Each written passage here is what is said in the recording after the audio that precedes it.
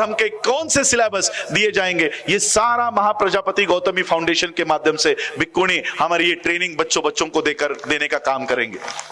उसी के साथ साथ इसी नागपुर के जिले में हमें 60 एकड़ जमीन बन सकती है। 700 करोड़ कैसे आएंगे हमारे पास? क्यों नहीं आएंगे? उसी समय ये लॉकडाउन के बाद से हम जब बाहर निकलना शुरू हुए तब मैं ये सारे दौरे कर रहा था दिन का। अब मेरा सवाल आपसे ये है कि जो समाज एक दिन में बाबा साहब अंबेडकर जी के जयंती पर उनको अभिवादन करने के लिए 2100 करोड़ रुपया खर्च कर सकता है, क्या वो अपनी यूनिवर्सिटी खुद के पैसों से खर्च नहीं कर सकता? 23 बाबा साहब अंबेडकर जी ने उनका प्रॉब्लम ऑफ रूपी ये ग्रंथ, ये उनका थीसिस उनका रेडी हुआ, वो एक्सेप्ट हुआ और उनके रिकमेंडेशंस पर उन्होंने जो रिकमेंडेशंस उस ग्रंथ में दिए थे, उनके थीसिस में दिए थे, वो उस समय के गवर्नमेंट ने एक्सेप्ट किए और बाबा साहब के रिकमेंडेशंस के ऊपर रिजर्व बैंक ऑफ इंडिया का निर्माण हुआ, जिस वजह से पूरी भारत की बैंकिंग सिस्टम ये बाबा साहब अंबेडकर जी के प्रॉब्लम ऑफ रूपी पर। लेकिन ये बैंक्स हमारी नहीं है। जो पैसे हमने आपने आपकी मेहनत के जिसके बैंक में रखे हैं, जिसके प्लेटफॉर्म पे रखे हैं, बैंक क्या है? प्लेटफॉर्म है, पैसे रखने का प्लेटफॉर्म है। जैसे आज मुझे अपनी बात रखने के लिए आप लोगों ने ये प्लेटफॉर्म बना के दिया, इस प्लेटफॉर्म से मैं अपनी बात कर सकता हूं, उसी तरह से पैसे रखने के प्लेटफॉर्म को कहते हैं 75 साल का। हमारा भारत का इतिहास कितना? 2500 साल का। हम कोई महार वहार नहीं है। आप बोलोगे हम तो महार है, सूची तो 1950 में बनी, तो हम भी 1950 से है। हु वेर महार्स के ऐसे में बाबा साहब हमें हमारी पहचान बताते हैं। हु वेर महार्स, अगर बाबा साहब अंबेडकर जी के प्रॉब्लम ऑफ रूपी के ऊपर रिजर्व बैंक ऑफ इंडिया बन सकता है, तो उसी ग्रंथ का अध्ययन करके उसी ग्रंथ के ऊपर बुद्धिस्ट बैंक ऑफ इंडिया भी बन सकती है। यह मैं आपको सिद्ध करके दिखाना। मध्ये काय म्हणणार आहे? 88, 55, 88, 1956। तो ये बैंकिंग को लेकर है। मैंने एजुकेशन को लेकर कहा, बैंकिंग को लेकर कहा।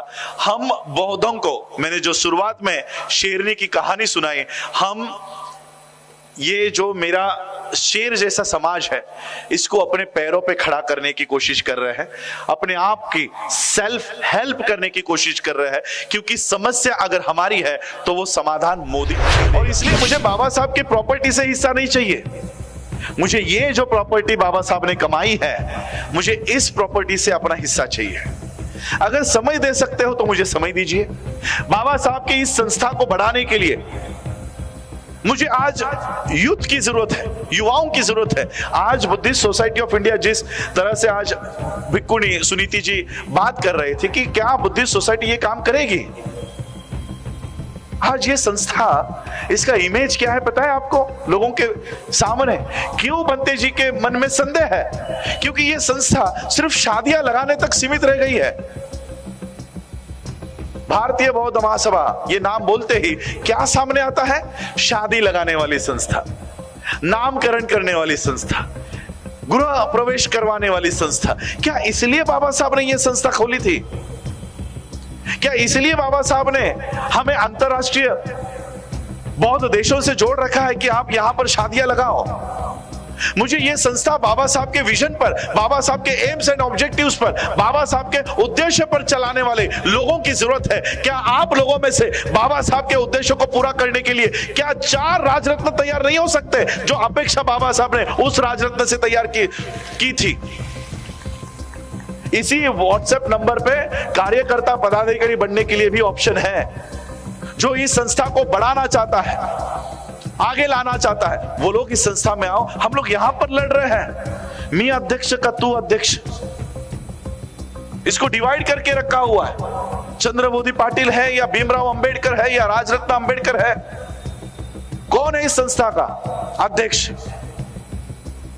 और इसलिए आज मैं इस सारे फ्रैक्शंस को खत्म करके मैं आप लोगों को कहना चाहता हूं कि फाउंडर डॉक्टर B.R. अंबेडकर, इस बैनर के नीचे खड़े हो जाओ। और जिस माध्यम से बाबा साहब ने हमें वर्ल्ड से जोड़ रखा है, विश्व से जोड़ रखा है, मैं आज वहां पर जाने की कोशिश कर रहा हूं, वहां पर संघर्ष कर रहा हूं।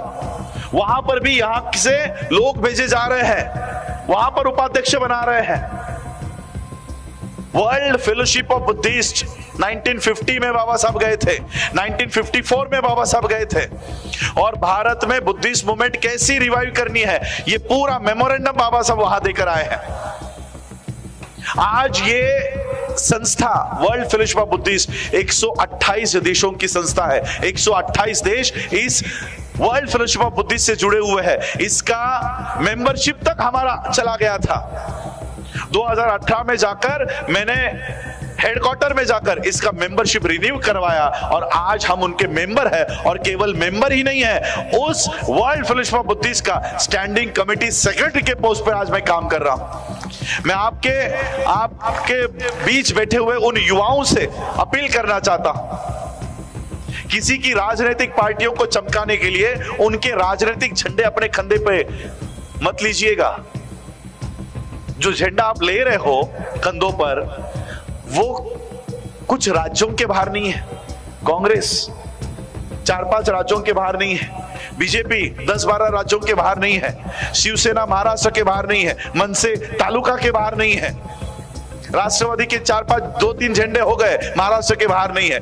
ऐसे 1, 2, 4, 5 राज्यों में सीमित झंडे अपने कंधों पर लेने के बजाय धम्मध्वज 135 देशों पर लहराता है। ये धम्मध्वज अपने कंधों पर लो और बाबा साहब की बुद्धिस्ट मूवमेंट को बढ़ाने के लिए अपना योगदान दो, अपना समय दो, बुद्धिस्ट कल्चर की शिक्षा प्राप्त करें।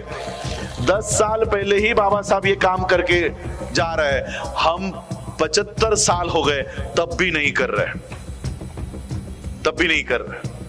हमारे बच्चे आज दूसरों के झंडे लेकर दूसरों की पार्टियां बढ़ाने का काम कर रहे हैं। एक ये जो ह्यूमन ड्रेन चल रहा है, गळती म्हणतो ना आपण, गळती, ही गळती सुरू आहे समाजाला। मुलांना आम्ही तयार केलंय, वाढवलंय आम्ही, आता त्यांच्या हातात धागे दोरे, पायात धागे दोरे बांधून त्यांनी त्या ब्राह्मणी व्यवस्थेचं गुलाम आमच्या मुलांना करून टाकलेलं आहे। आणि म्हणून ही बुद्धिस्ट कल्चर, ये प्रबुद्ध भारत मिशन का एक एम एंड ऑब्जेक्टिव लेकर हम चल रहे हैं, जिसमें महाप्रजापति गौतमी एजुकेशनल फाउंडेशन के माध्यम से भिक्खुनीगण हमें वो सिलेबस तैयार करके दे रही है। आज भले ही हमारे पास स्कूल नहीं है, कॉलेजेस नहीं है, तो ये सिलेबस विहार में से हमारे 5 साल के बच्चे से लेकर 13 साल के होने तक पहला सिलेबस उसको सिखाया जाएगा। उसके बाद 13 साल से लेकर 18 साल के बच्चों के लिए अलग से बुद्धिज्म का सिलेबस सिखाया जाएगा, और 18 साल से ऊपर के बच्चों के लिए बौद्ध धर्म के कौन से सिलेबस दिए जाएंगे, ये सारा महाप्रजापति गौतमी फाउंडेशन के माध्यम से भिक्खुनी हमारी ये ट्रेनिंग बच्चों को देने का काम करेंगे। उसी के साथ साथ इसी नागपुर के जिले में हमें 60 एकड़ जमीन प्राप्त हुई है। 60 एकड़ जमीन ग्राम पंचायत ने वो दी है, और उस पर हम वर्ल्ड बुद्धिस्ट यूनिवर्सिटी का हम लोग वो कॉन्सेप्ट लेकर चल रहे हैं। आने वाले समय में पता है यूनिवर्सिटी बनाने का खर्चा कितना है? यूजीसी एआईसीटीई का ऑफिशियल डिपॉजिट, फिक्स डिपॉजिट दिखाना है 10 करोड़। जब उस जमीन पर हम गए, राहुल जी से हमने वो सारा कॉस्टिंग निकाला, 17 बिल्डिंग्स का वो यूनिवर्सिटी कैंपस होगा, उसका खर्चा कितना है पता है? 700 करोड़। 700 करोड़ का बजट मिला। इन्फ्लेशन रेट और बढ़ता गया तो वो और बढ़ता जाएगा। हमारे लोगों ने जब सुना तो उन्होंने कहा सर ये पॉसिबल नहीं है, हमारी यूनिवर्सिटी कभी नहीं बन सकती। मतलब क्यों नहीं बन सकती? 700 करोड़ कैसे आएंगे हमारे पास? क्यों नहीं आएंगे? उसी समय ये लॉकडाउन के बाद से हम जब बाहर निकलना शुरू हुए, तब मैं ये सारे दौरे कर रहा था। और उस लॉकडाउन में आपको याद होगा कि मार्च महीने के एंडिंग में पूरे देश भर में, पूरे वर्ल्ड में लॉकडाउन लग गया था, और उसी 14-15 दिन के गैप में बाबा साहब अम्बेडकर जी की जयंती आ रही थी। क्या उस साल की जयंती हम मना पाए थे? 2020 की जयंती मनाए थे? साधारण पद्धति से एक फूल, एक मोमबत्ती लगाकर हमने बाबा साहब की जयंती मनाई। उसी समय मेरी पीएचडी का अभ्यासक्रम मैं पूरा कर रहा था। और फाइनेंस में मेरी पीएचडी का विषय होने की वजह से मैं इकोनॉमिक टाइम्स डेली पढ़ रहा था ऑनलाइन। 16 अप्रैल का एडिशन जब मैं पढ़ रहा था, ऑनलाइन एडिशन, तीसरे चौथे पन्ने पर मुझे जयंती की खबर पढ़ने मिली इकोनॉमिक टाइम्स में। इकोनॉमिक टाइम्स को सोशल न्यूज छापने की कोई जरूरत नहीं थी, लेकिन फिर भी उसने बाबा साहब की जयंती की खबर छापी। मैंने सोचा अरे बाबा साहब की खबर इकोनॉमिक टाइम्स में है, इसको पढ़ना चाहिए। इसलिए जब मैंने उसको क्लिक किया तो वो सारी खबर मेरे आंखों के सामने आई। ब्राह्मणों का पेपर है इकोनॉमिक टाइम्स, वो ब्राह्मण दुखी होकर लिख रहा था कोरोना की वजह से बाबा साहब की जयंती नहीं हुई। बोले इसको क्यों दुख हो रहा है, जरा पढ़े पूरा। उसका दुख अंदर था कि बाबा साहब की जयंती न होने की वजह से भारतीय अर्थव्यवस्था को, मैं तो अभी ये भारतीय अर्थव्यवस्था बोलता भी नहीं हूं, ये ब्राह्मणी अर्थव्यवस्था है। उसका कहना था कि बाबा साहब की जयंती न होने की वजह से ब्राह्मणी अर्थव्यवस्था को 2100 करोड़ रुपए का लॉस हो गया। अब जयंती अपने आंखों के सामने लाओ, पिछले साल की, ये साल पिछले साल की, डीजे, पटाखे, मिठाई, नए कपड़े, गाड़ी, पेंटिंग्स और पता नहीं क्या क्या खर्चा हम करते हैं, सोना लेते हैं, पता नहीं और क्या क्या करते हैं। आधा खर्चा तो दारू पे जाता है ना। इतना सारा जब आप खर्चा करते हो तो इंडियन इकोनॉमी को आप पैसे देते हो। अब ये कार्यक्रम जो हमने किया है, ये लाइट लाई है, ये स्टेज लगाया है, ये चेयर्स लाई है, तो इंडियन इकोनॉमी को आपने पैसा दिया ना, भारतीय अर्थव्यवस्था को पैसे दिए, तब जाकर ये कार्यक्रम हो पाया। तो बाबा साहब के जयंती पर हम भारतीय अर्थव्यवस्था को कितना रुपए दे रहे हैं? 2100 करोड़। कितने दिन का खर्चा है ये? एक दिन का। अब मेरा सवाल आपसे यह है कि जो समाज एक दिन में बाबा साहब अंबेडकर जी के जयंती पर उनको अभिवादन करने के लिए 2100 करोड़ रुपया खर्च कर सकता है, क्या वो अपनी यूनिवर्सिटी खुद के पैसों से खड़ी नहीं कर सकता? 10 करोड़ रुपए देने हैं, और अगर 700 करोड़ का भी बजट बनाया जाए तो 7 मल्टीप्लाइड बाय 321 होता है। एक रात में 3 विशाल वर्ल्ड बुद्धिस्ट यूनिवर्सिटी आपकी खड़ी हो सकती है, जो कैम्ब्रिज, ऑक्सफोर्ड और अनेक यूनिवर्सिटी से टाई अप हो। ऐसी 3 यूनिवर्सिटी एक रात में खड़ी कर सकते हो। बुद्धिस्ट कल्चर का काम हम इसी एजुकेशन सिस्टम को हाथ में लेकर करना चाहते हैं। आज वो हमारे बच्चे गुरु ब्रह्मा गुरु विष्णु सिखाकर ब्राह्मणी कल्चर को ढोने के लिए तैयार कर रहे हैं। हम इस देश में ऐसी यूनिवर्सिटी, ऐसी एजुकेशन सिस्टम का निर्माण करने के लिए काम कर रहे हैं जहां पर ब्राह्मणों के भी बच्चों को हम पढ़ाने का काम करेंगे, लेकिन शुरुआत बुद्धम शरणम गच्छामि से करेंगे। इस देश में मोदी और गांधी का कोई झगड़ा नहीं है। नरेंद्र मोदी, राहुल गांधी में आपस में कोई झगड़ा नहीं चल रहा। कांग्रेस का, बीजेपी का आपस में कोई झगड़ा नहीं है, कोई लड़ाई नहीं है, कोई आपस में मतभेद दोनों के नहीं है। इस देश का सिर्फ एक ही झगड़ा है, और वो झगड़ा खुद बाबा साहब अंबेडकर जी ने हमें समझा कर गए हैं। बाबा साहब कहते हैं, history of India is nothing but moral conflict between Buddhism and Brahmanism. Bharat का इतिहास दूसरा तीसरा कुछ नहीं है, केवल बौद्धम और ब्राह्मणी धर्म में संघर्ष है। यही भारत का मूल झगड़ा है। इस झगड़े से ध्यान अटकाने के लिए मोदी और गांधी का झगड़ा दिखाया जाता है, इस झगड़े से ध्यान हटकाने के लिए। और इसलिए हमें अपनी मूल लड़ाई के लिए उतरना होगा। अगर वो हमारे बच्चे अपने एजुकेशन सिस्टम को हाथ में लेकर हमारे बच्चे ब्राह्मणिकल सिस्टम में लेकर जा रहे हैं, तो हमें वहां पर रोक लगाकर हमें बुद्धिस्ट एजुकेशन सिस्टम इस देश में खड़ी करनी होगी, और उसके लिए हम वो काम कर रहे हैं। अब पैसे कहां से आए? हमारे पास तो पैसे ही नहीं है।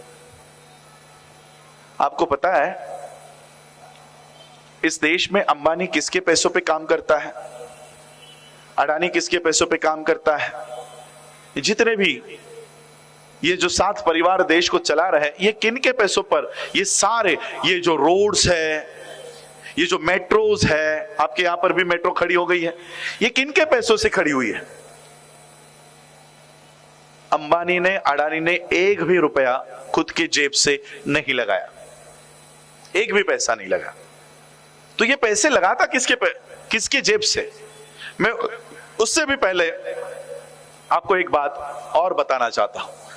1923 बाबा साहब अंबेडकर जी ने उनका प्रॉब्लम ऑफ रूपी, ये ग्रंथ, ये उनका थीसिस उनका रेडी हुआ, वो एक्सेप्ट हुआ, और उनके रिकमेंडेशंस पर, उन्होंने जो रिकमेंडेशंस उस ग्रंथ में दिए थे, उनके थीसिस में दिए थे, वो उस समय के गवर्नमेंट ने एक्सेप्ट किए, और बाबा साहब के रिकमेंडेशंस के ऊपर रिजर्व बैंक ऑफ इंडिया का निर्माण हुआ, जिस वजह से पूरी भारत की बैंकिंग सिस्टम ये बाबा साहब अंबेडकर जी के प्रॉब्लम ऑफ रूपी पर खड़ी हुई।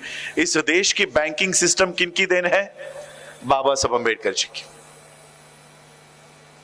लेकिन दुख की बात यह है कि उनके ही समाज के लोगों की बैंकिंग सेक्टर में जीरो रिप्रेजेंटेशन है। यहां पर बैठे हुए नागपुर के मेरे लोग, जो ऑफिसर्स होंगे, टीचर्स होंगे, प्रोफेसर्स होंगे, वर्कर्स होंगे, लेबर होंगे, हाउसवाइफ होंगे, स्टूडेंट्स होंगे, सबके खाते, बैंक अकाउंट्स इस भारत की ब्राह्मणिकल सिस्टम को बढ़ावा देने वाले बैंक्स में होगा। SBI, Canara, HDFC, ICICI, axis, syndicate, इसी तरह के बैंक्स में आपके खाते होंगे। इस देश की लोक संख्या है 140 करोड़। 140 करोड़ में से अगर 22% भी हम SCs पकड़े, सिर्फ शेड्यूल कास्ट, ST, OBC इनको बाहर रखे, तब भी 31 करोड़ लोग हम हैं। 31 करोड़ लोगों का मिनिमम बैलेंस अगर पकड़ा जाए 1000 रुपया, 1000 रुपया भी अगर हम बैंक में रखते हैं, तो हमारे 31,000 करोड़ पूरे बैंकिंग सेक्टर में हमने लगाए हैं। 31,000 करोड़। लेकिन ये बैंक्स हमारी नहीं है। जो पैसे हमने, आपने आपकी मेहनत के जिसके बैंक में रखे हैं, जिसके प्लेटफॉर्म पे रखे हैं, बैंक क्या है? प्लेटफॉर्म है, पैसे रखने का प्लेटफॉर्म है। जैसे आज मुझे अपनी बात रखने के लिए आप लोगों ने ये प्लेटफॉर्म बना के दिया, इस प्लेटफॉर्म से मैं अपनी बात कर सकता हूं, उसी तरह से पैसे रखने के प्लेटफॉर्म को कहते हैं बैंक। क्या हमने 75 साल में अपनी पैसे रखने के प्लेटफॉर्म को तैयार किया? जैसे 2 दिन में आपने ये मंच तैयार किया, तब जाकर मैं अपना ये भाषण दे पा रहा हूं।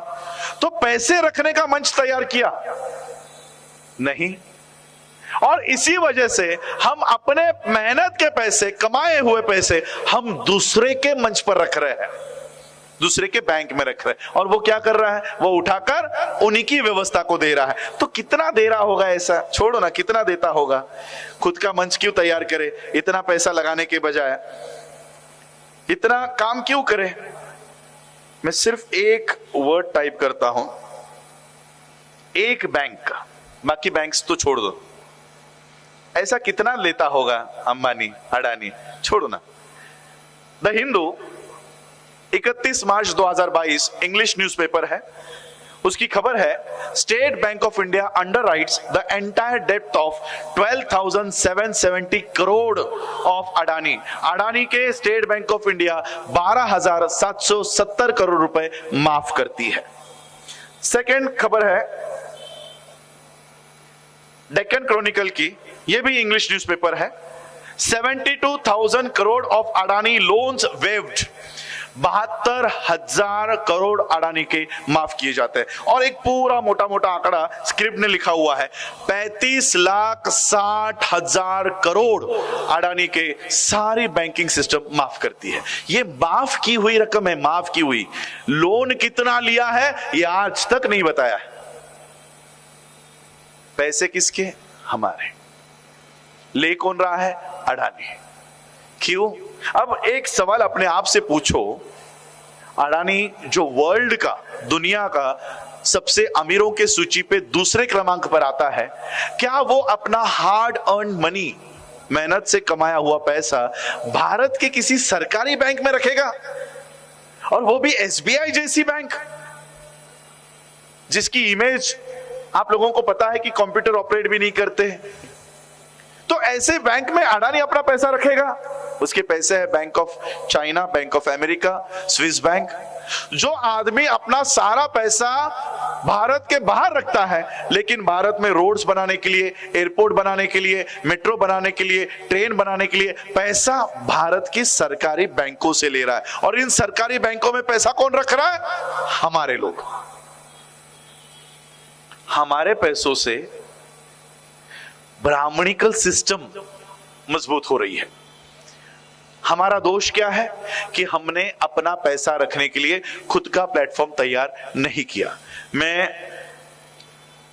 फाइनेंस इकोनॉमिक्स का स्टूडेंट हूं, कॉमर्स ग्रेजुएट हूं मुंबई यूनिवर्सिटी से फर्स्ट क्लास में, पीजी हूं फाइनेंस में, पीएचडी हूं फाइनेंस में। और जब मैं अपने समाज की अर्थव्यवस्था को देखता हूं, अर्थव्यवस्था जीरो। बाबा साहब कह रहे हैं कि हमें न्याय प्राप्त करना है, सामाजिक, आर्थिक और राजनीतिक। सामाजिक न्याय शुरुआत में ही बता दिया, जीरो। आर्थिक न्याय जीरो।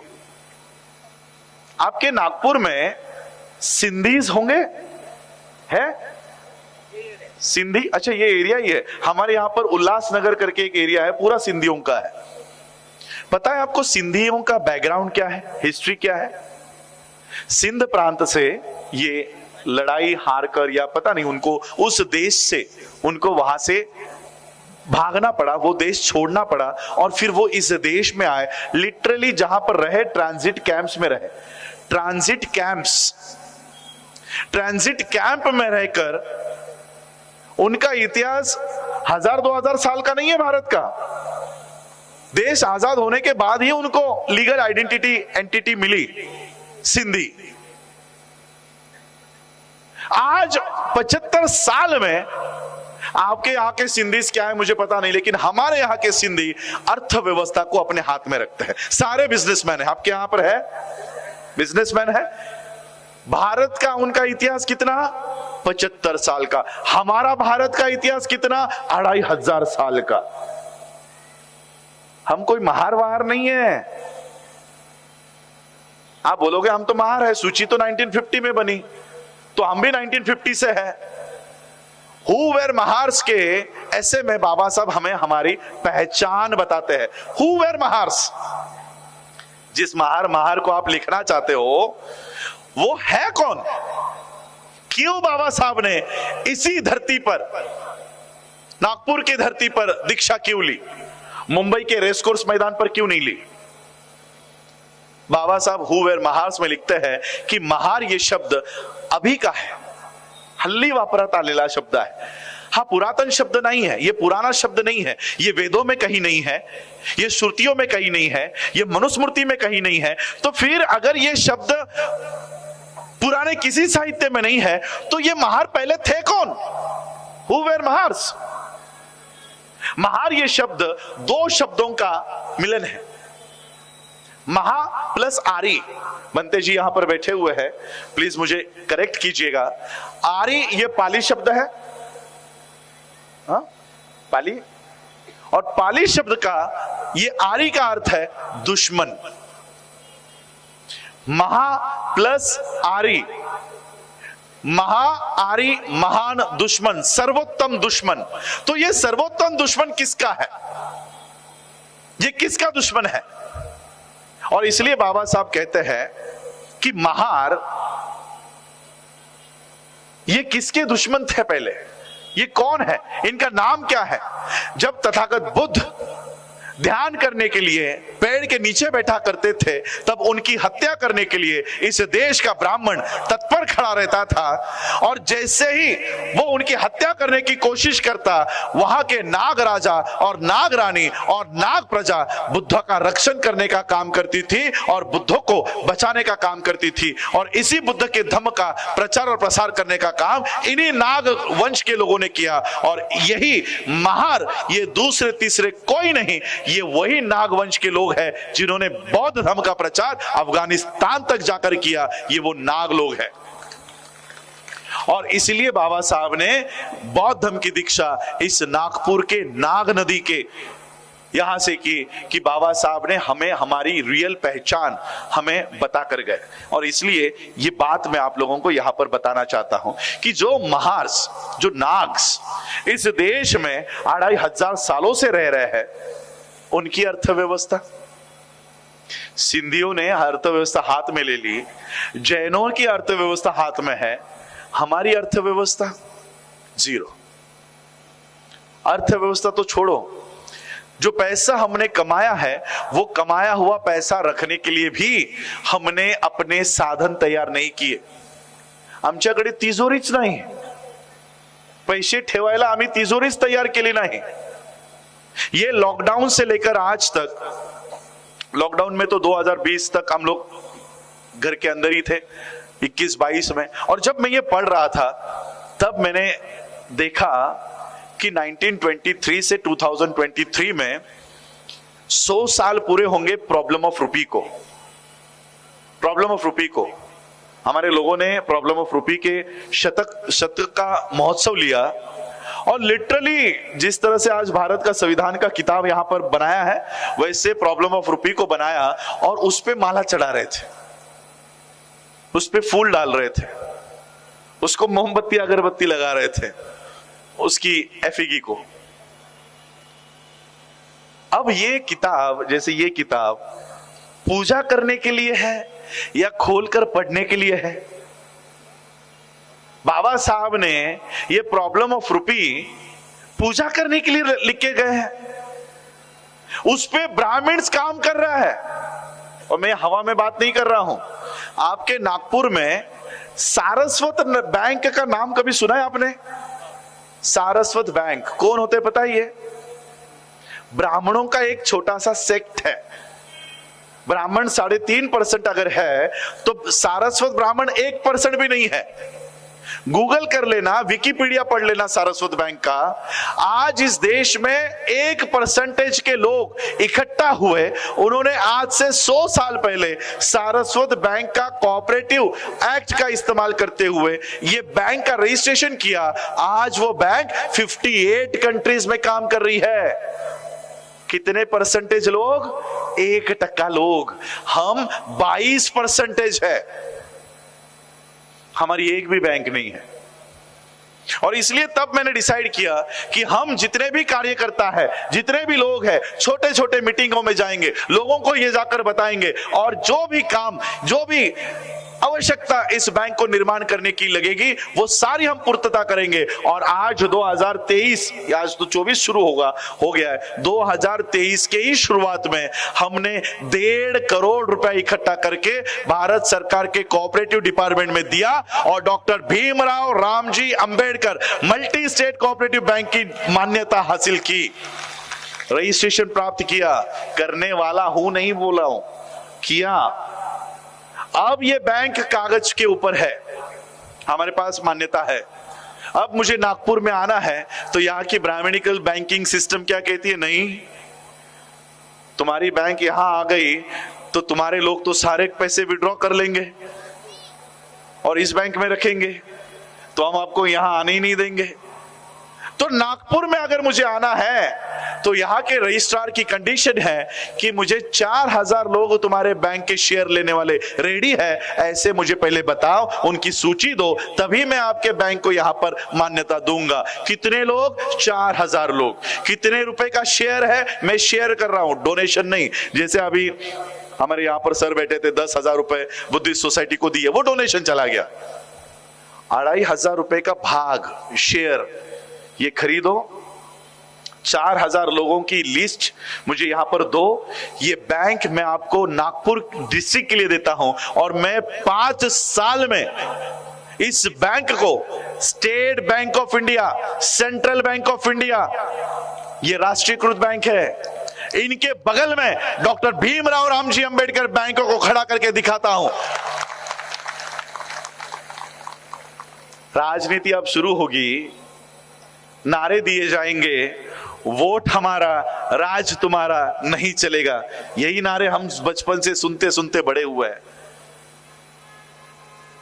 वो सही भी है, अगर वोट हमारा है तो हमारे वोट पे हमारा व्यक्ति हम पे राज करना चाहिए, तू क्यों करेगा? ये नारा राजनीति के लिए सही भी है। तो अगर ये नारा हम राजनीति के लिए दे सकते हैं तो ये नारा हम अर्थव्यवस्था के लिए क्यों नहीं दे सकते? इसलिए एक नारा मैंने इसको थोड़ा सा चेंज किया है। जिस तरह से राजनीति में वोट हमारा राज तुम्हारा नहीं चलता, उसी तरह से अर्थनीति में, अर्थशास्त्र में, इकोनॉमी के लिए नोट हमारा, बैंक तुम्हारा नहीं चलेगा। अगर नोट हमारा है तो बैंक भी हमारी होगी, बैंक भी हमारी होगी। आज जो अडानी अंबानी हमारे पैसों पे उनकी व्यवस्था खड़ी कर रहे हैं, क्यों? क्योंकि हमने अपनी बैंक खड़ी नहीं की।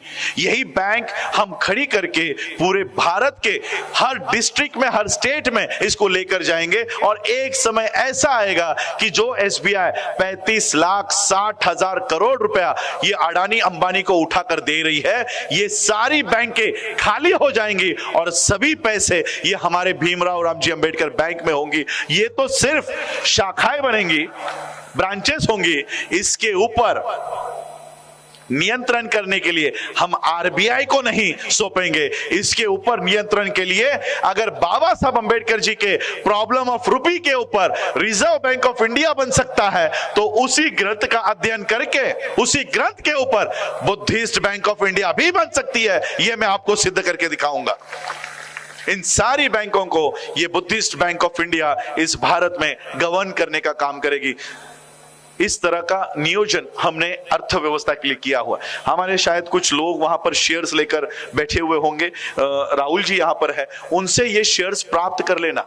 कुछ दिनों में हमारी वेबसाइट भी इसमें तैयार होगी, ऑनलाइन स्कैन्स, वहां पर QR कोड्स देकर रखे हुए हैं, हमारे कुछ नंबर्स, हाँ, और एक सॉफ्टवेयर हमने तैयार किया है व्हाट्सएप के ऊपर। सिर्फ जय भीम करके आप उस पे सेंड कर दीजिएगा। अगर आपके हाथों में मोबाइल है तो ये नंबर नोट कर लीजिएगा, एकदम सोपा नंबर घेतलेला आहे, 885588। ये 3 सीक्वेंस याद रखो, 885588 1956 1956। जहां से बाबा साहब अंबेडकर जी का ये कारवा रुका हुआ है, वहीं से ये कारवा हम आगे लेकर जाएंगे। और इसलिए 1956 से 2023 तक का जो बैकलॉग इस समाज में तैयार हुआ है, वो बैकलॉग भरने का काम हम कर रहे हैं। इसलिए ये नंबर याद रखिएगा, 885588 1956। इस पे व्हाट्सएप कर दीजिएगा, जय भीम लिख दीजिएगा। आपको अगर बुद्धिस्ट सोसाइटी ऑफ इंडिया का मेंबर बनना है तो वहां पर ऑप्शन है, अगर आपको बैंक का मेंबर शेयर होल्डर बनना है तो वहां पर ऑप्शन है। तो ये व्हाट्सएप 885588 1956। मराठीमध्ये काय म्हणणार याला? 88 55 88 1956। तो ये बैंकिंग को लेकर है। मैंने एजुकेशन को लेकर कहा, बैंकिंग को लेकर कहा। हम बौद्धों को, मैंने जो शुरुआत में शेरनी की कहानी सुनाई, हम ये जो मेरा शेर जैसा समाज है, इसको अपने पैरों पे खड़ा करने की कोशिश कर रहे हैं, अपने आप की सेल्फ हेल्प करने की कोशिश कर रहे हैं। क्योंकि समस्या अगर हमारी है तो वो समाधान मोदी नहीं देगा। अगर समस्या हमारी है तो समाधान भी हमें ही देना होगा। इसलिए हम अपनी व्यवस्था खुद खड़ी करने की ये योजना कर रहे हैं। अगर बौद्धों की एजुकेशन सिस्टम बौद्धों के हाथ में हो तो वहां पर गुरु ब्रह्मा गुरु विष्णु कभी सिखाया नहीं जाएगा। और इसलिए आज हम ये काम कर रहे हैं, बुद्धिस्ट एजुकेशन, बुद्धिस्ट इकोनॉमी, इस तरह से ये सारा काम हम कर रहे हैं। 25 साल आज से लेकर 25 साल का टेन्यूअर, कालावधि माझ्या हातात है। आज का प्रधानमंत्री हर मंदिर में जाकर मंदिरों की पूजा क्यों कर रहा है? ब्राह्मणों के पैर क्यों पड़ रहा है? शंकराचार्यों के पैर क्यों पड़ रहा है? क्योंकि आज व्यवस्था उनके हाथों में है। उनकी वोट्स लेने के लिए इस देश का प्रधानमंत्री इन ब्राह्मणिकल सिस्टम को नतमस्तक हो रहा है। 25 साल का टेन्योर लेकर चल रहा हूं। 5 साल में ये कोऑपरेटिव बैंक को हम नेशनलाइज बैंक में तैयार करेंगे और नेशनलाइज बैंक से हम मल्टीनेशनल में जाने का काम करेंगे। ये 5 साल का टेन्योर है। 5 साल में हम बुद्धिस्ट यूनिवर्सिटी का निर्माण करके हमारी बौद्धों की खुद की स्वतंत्र शैक्षणिक व्यवस्था खड़ी करेंगे और इन्हीं 5 सालों में हम अपना खुद का मीडिया, भारत का मीडिया हम हाथ में लेंगे। इस तरह से ये पूरे सिस्टम को तैयार करने का काम कर रहे हैं। 25 साल का टेन्योर लेकर चल रहा हूं। इन 25 सालों में मैं इस बुद्धिस्ट कम्युनिटी को इतना मजबूत और ताकतवान बनाकर जाऊंगा कि आने वाला कोई भी प्रधानमंत्री पद का उम्मीदवार हो, वो बौद्ध भिक्खुओं के और बौद्ध भिक्खुनियों के पैर पड़े बगैर वो प्रचार में नहीं उतरेगा। इतना ताकतवान आर्थिक और सामाजिक और शैक्षणिक माध्यम से मैं इस समाज को करने का कॉन्सेप्ट लेकर चल रहा हूं, मिशन लेकर चल रहा हूं। इसमें आप लोग मुझे साथ दीजिएगा, सहयोग दीजिएगा, इतनी अपेक्षा मैं आप लोगों से करूंगा। बाबा